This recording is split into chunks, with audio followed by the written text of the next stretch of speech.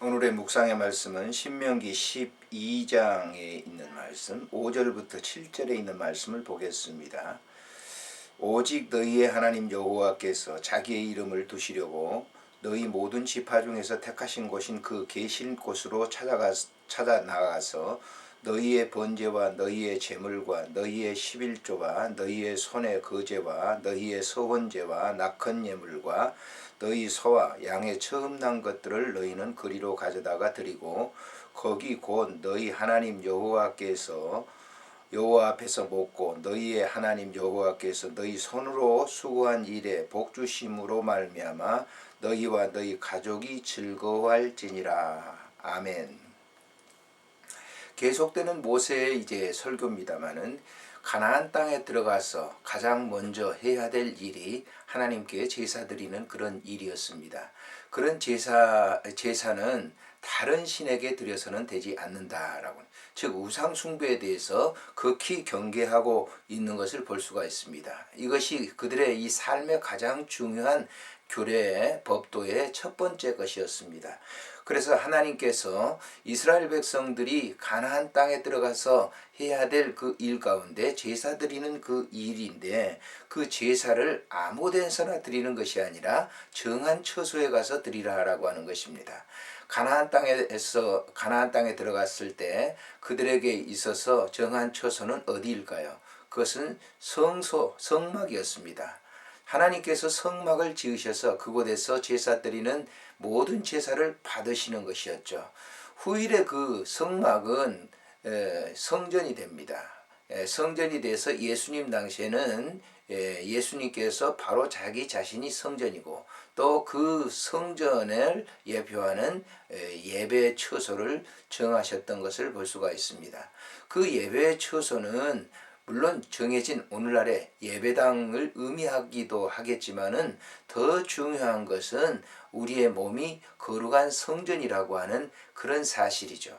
그래서 우리가 드리는 이 예배는 우리 자신이 어떤 정한 이 지역적인, 세상에 살아가면서 지역적인 어떤 곳에 장소를 정해서 예배당을 우리가 다닙니다마는 그 예배당에 다니는 것 굉장히 중요하죠. 그런데 그보다 더 중요한 것은 우리의 모든 몸과 마음이 드려진 좌소에서 하나님께 예배를 드려야 된다라고 하는 그런 영적 의미를 부여해 주고 있다고 볼 수가 있습니다.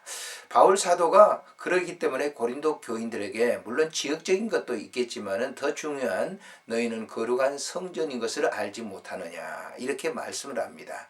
하나님의 거룩한 성전, 이것은 성령이 거하기 때문에 거룩한 것이다. 그 초서에서부터 하나님께 제사를 드리라라고 하는 영적 의미가 오늘 본문에도 담겨져 있다라고 하는 것입니다.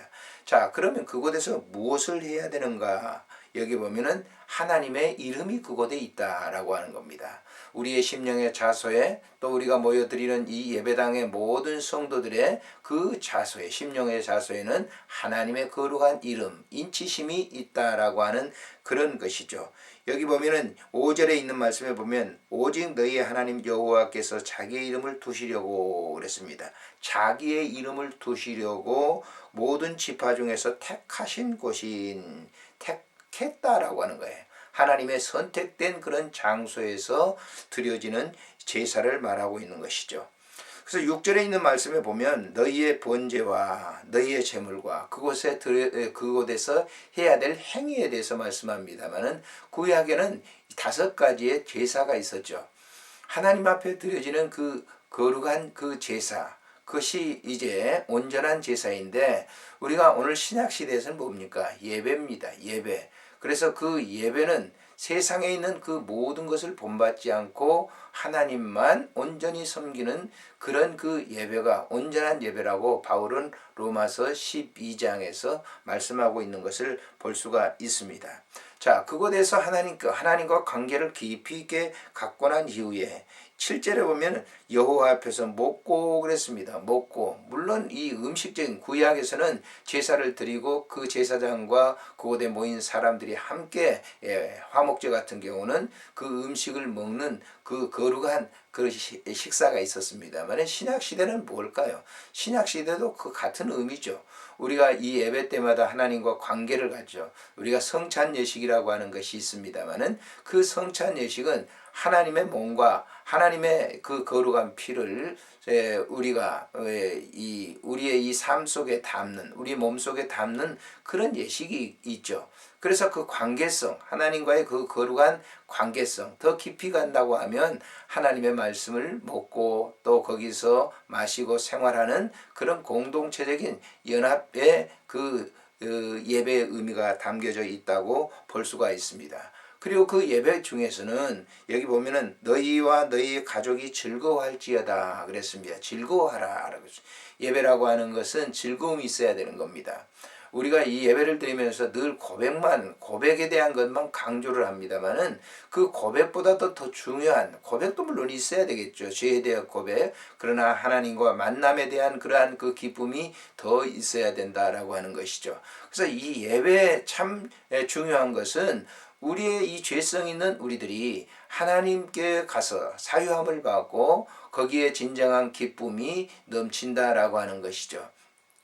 그래서 예배는 기쁨이 있어야 됩니다. 예배는 정말 하나님과 만남의 굉장히 중요한 그런 이 영적 의미가 있기 때문에 바로 그런 겁니다. 오늘날도 마찬가지입니다. 구약에 이런 제사를 드리라고 한 것은 하나님께서 친히 우리들과 만남의 교제를 통해서 우리의 이 삶 속에 그 하늘의 기쁨과 신령한 은혜를 주시기 위한 목적이 있다라고 하는 것이죠. 그래서 오늘날 우리가 모여서 이 예배당에 모여서 드리는 그 예배를 통해서 하나님 나라와 깊은 영적 교제를 나누는 그런 관계가 있어야 진정한 그 기쁨의 예배가 될 수 있을 것입니다.